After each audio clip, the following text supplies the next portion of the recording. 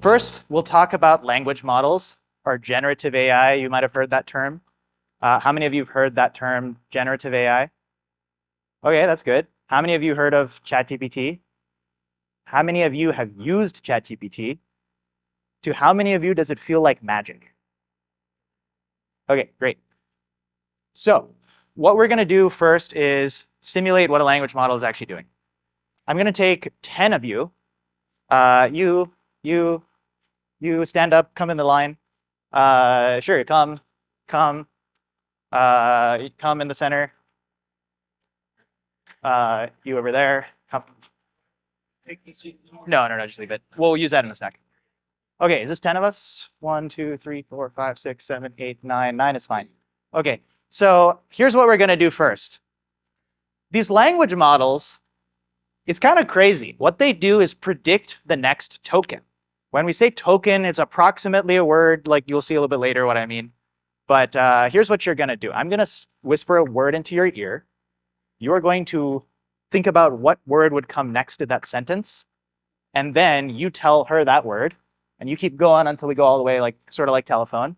And then at the end, what I'm going to do is I'm going to say the word. You're going to say your word. You're going to say your word. We're going all the way to the end, okay? You have only the context of whoever like whispered into your ear before you. All right, so for example, if I said once, she might say upon, right? Okay, not twice, because that wouldn't be a sentence. Okay, corn.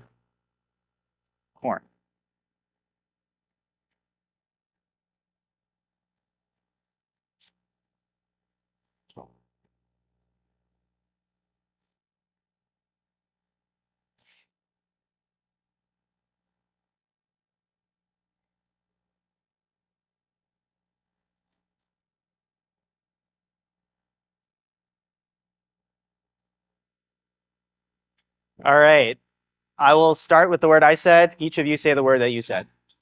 Corn. Rose. On.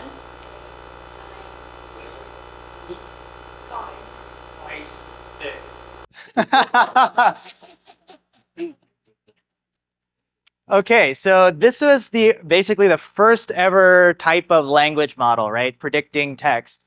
But I mean, surprisingly, it got like 4 or 5 words together that kind of made sense. But clearly it breaks in the middle when you don't have context, right? If he knew that I was talking about corn, then you would probably say something different, right? Yeah, okay.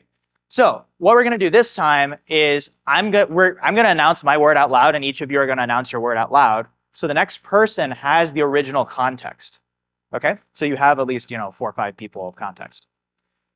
This time I'm gonna say conferences Are. Essential. Learning. information.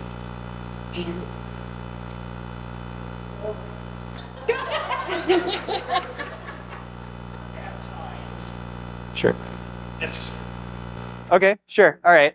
Technically, that's more than one, but that's fine. Cool. So now it like suddenly the sentence kind of makes sense, right?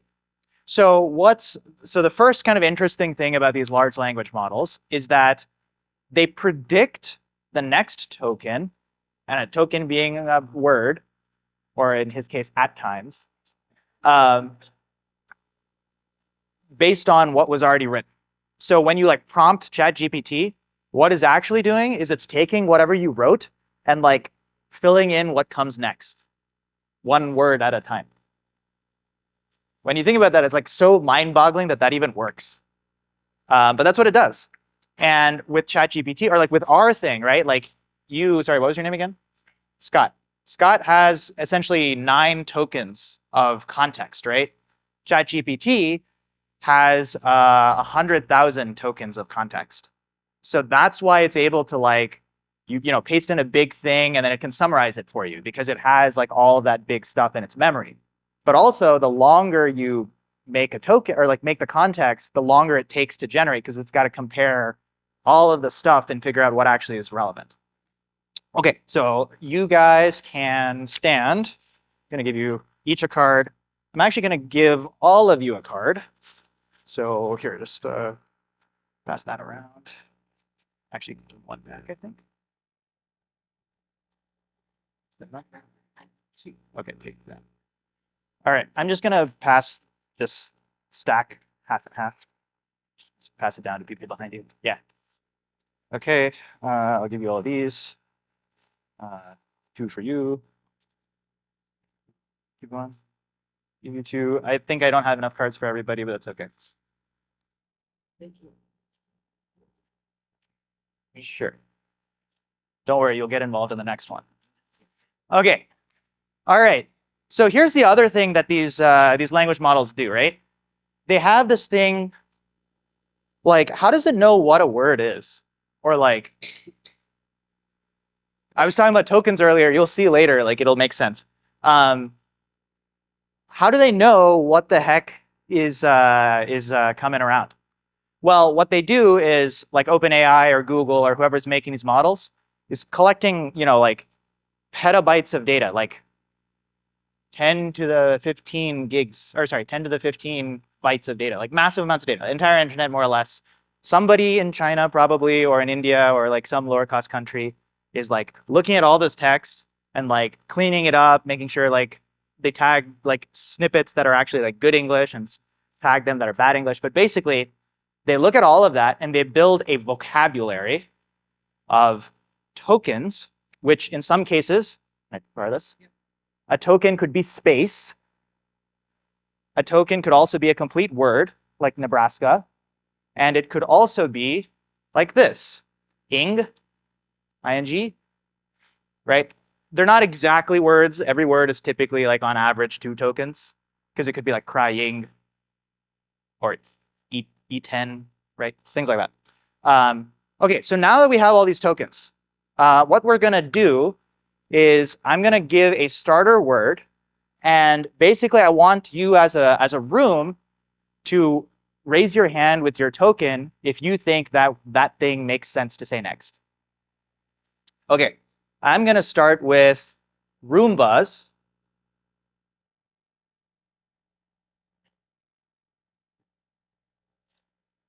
Once question mark.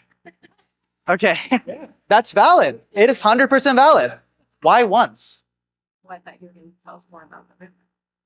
Okay. Oh, that makes sense. Okay, yeah. Okay, got it. All right.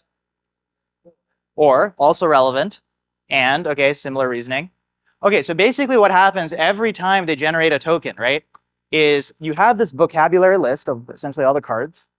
And then based on a bunch of correlations that have existed in the data that has been trained on, the model has been trained on, and based on the context of the specific text I'm looking at right now, we essentially vote as to like which things could be relevant. And then if you've ever like looked at the sort of backend version of GPT, not ChatGPT, but the like more developer version, there's a parameter called temperature, essentially some level of randomness. So question mark would win if I put temperature really high, and or would probably win if I put temperature really low. But the idea is that I don't exactly remember how many cards I wrote. I think I wrote like 30 cards, right? Pretty limited vocabulary. But ChatGPT has a vocabulary of 100,000 possible options. That's why it's able to generate almost any word and make sense of things. So 3 things that are important for language models. It's pre-trained. It takes in your context of what you're saying. And for every token that it's about to generate, it has that vocabulary list and ranks them as to like which one is most likely to make sense and chooses one based on randomness. Crazy that any of this works, right? Okay, cool. Okay, you guys can sit down.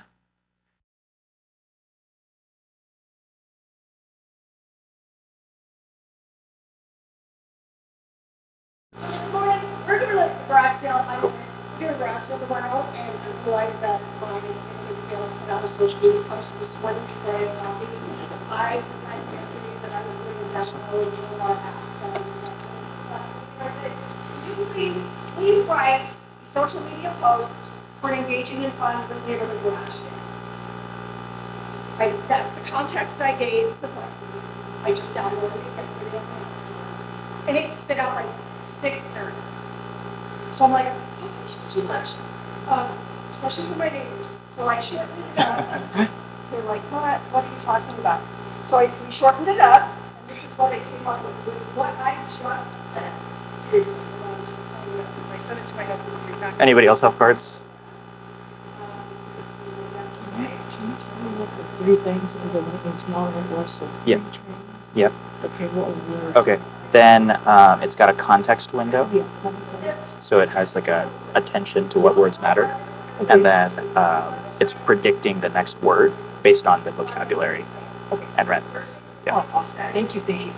Planning, somebody who did that, and just run streets, get ready to embark on the special plans of regulations and bags, and I for good deal in the first treasure.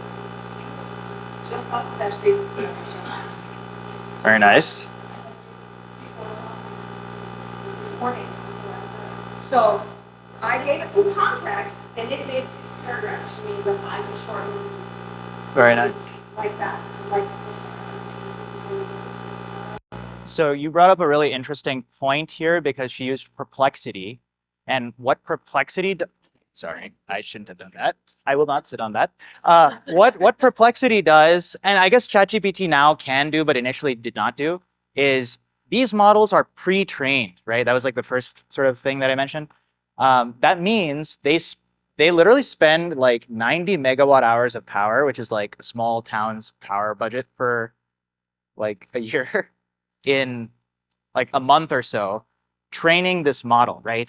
So every time they need to update the model's knowledge, they have to spend like a month training this model, updating its internal correlations, and then it presents stuff to you. But it doesn't know what's going on in the world past the date of the data that it collected, right? So with Perplexity, what it can do is it can use that to generate search terms, go search the internet, evaluate whether those things are relevant or not, and then put that stuff back into the context window, and then it generates the nice words, right? So you can think of these language models as fancy word generators, but fancy word generators that are useful enough where if you chain it with something else like a Google search, it can be useful and give you like up-to-date stuff.